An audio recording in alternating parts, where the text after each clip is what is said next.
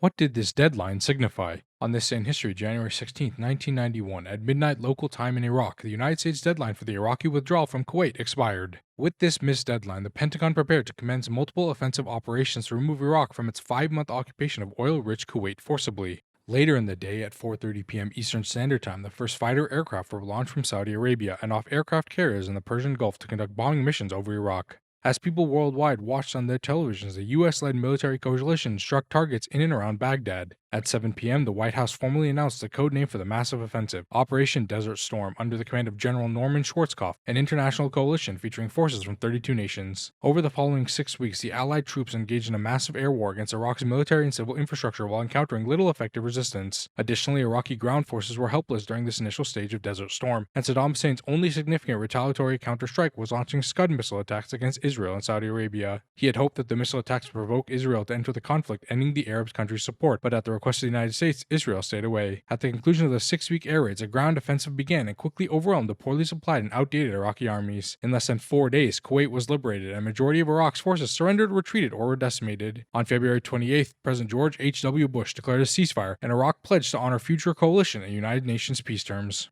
If you've learned something, consider dropping a like and subscribing to my channel. Your support would mean the world to me.